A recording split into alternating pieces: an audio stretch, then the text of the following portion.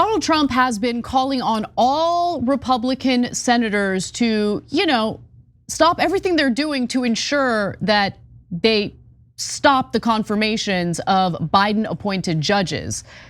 But his plan is actually being thwarted by the very Republican senators he is asking to do their jobs. Now, this story, in my opinion, is hilarious, not because of what the focus is. Now, the focus is actually really important, right? Ensuring that Biden get his appointments confirmed by the Senate.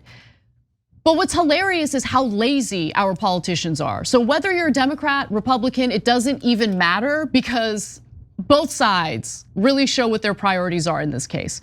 So apparently, according to Axios, President Biden is now only 15 judicial confirmations away from the record set by Donald Trump in his first term.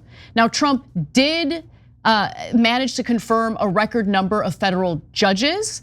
And he did that with the help of Chuck Schumer, who made a deal with Mitch McConnell to fast track the confirmation process of all of these right-wing federal judges.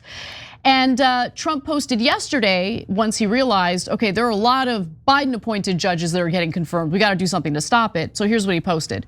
The Democrats are trying to stack the courts with radical left judges on their way out the door. Republican senators need to show up and hold the line. No more judges confirmed before Inauguration Day. But after he posted that, it turns out that the Senate actually ended up confirming 2 more of Biden's judges. Why? Well, because 2 Republican senators, Ted Cruz and Mike Braun, missed the votes. They were not present. And had they been there to vote against Biden's judges, it would be a 50-50 split. And at that point, Kamala Harris as vice president would break the tie. Except she's currently vacationing in Hawaii, so she would not be able to break that 50-50 tie. Amazing. We're talking about federal judge appointments, guys. This has an impact for decades, okay? And these people are like, I don't know, don't really feel like showing up. And look, I get it, Kamala Harris just ran a campaign. She deserves a break. But how about finish up business first and then take your vacation in Hawaii? Take a load off. You've got nothing else going on after this term is over. But get the job done first. But luckily, her Hawaii vacation wasn't that big of a problem because you have 2 Republican senators who didn't show up.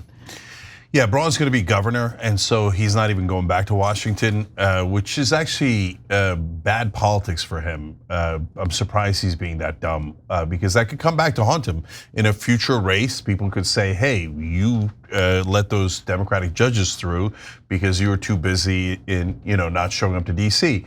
But Vance didn't show up to some of the earlier votes, and then he took some heat for it, and then he put something out in public, and then had to retract it, etc.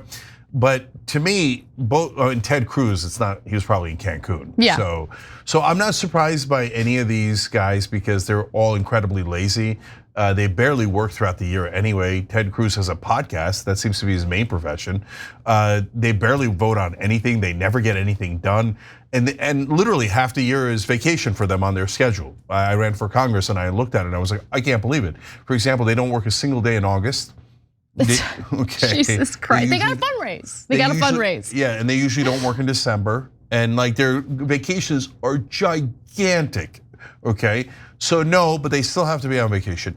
But okay, so for now, Kamala Harris is off the hook because the lazy Republicans aren't showing up. Right. But if all the Republicans show up and Kamala Harris stays in Hawaii, well then you'll know that these Democrats never cared about any of the policies, any of the things that affect us. Women's reproductive rights, those judges are critical. They told us that we have to vote Democrat based on judges, and that's true. That's true, and that's why, and I tell you that. And then when we need her, she's like, oh, I'm busy in Hawaii.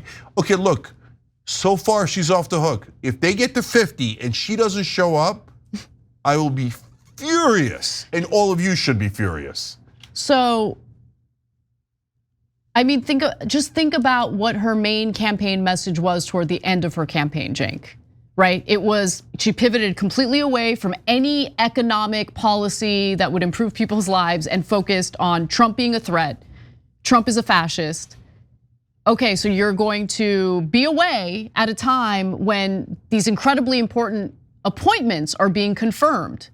It just doesn't make any sense to me, but Trump isn't the only Republican who's fuming over these absentee senators. So Senator John Kennedy, when asked about how frustrated he was over what happened, said on a scale of 1 to 10, a 12. Senator Tom Tillis also stated, "I don't care what the reasons were. We have fewer than 15 scheduled legislative days. You have to show up, period, end of story. There's nothing more important."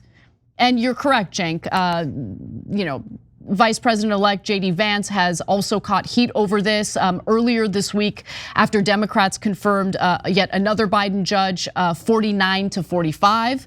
And Vance was not present, so here's how he justified his absence. He said, "I was meeting with President Trump to interview multiple positions for our government, including for FBI director. I tend to think it's more important to get an FBI director who will dismantle the deep state than it is for Republicans to lose a vote 49 to 46 rather than 49 to 45.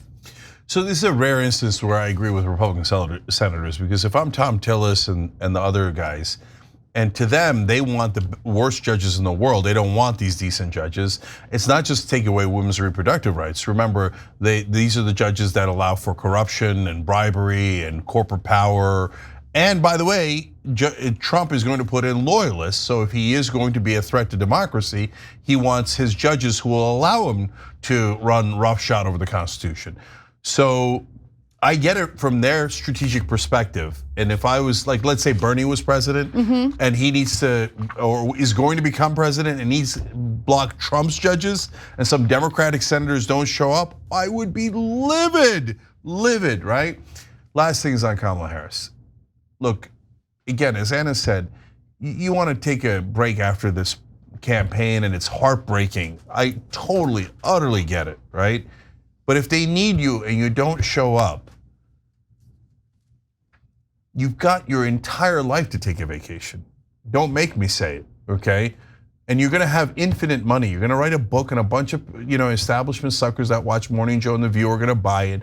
You're gonna be spectacularly wealthy. You're gonna be feted as a, beloved Democratic presidential candidate. You can live in Hawaii the rest of your life. If they need you, you better show up. Otherwise, no one should ever trust her again with anything.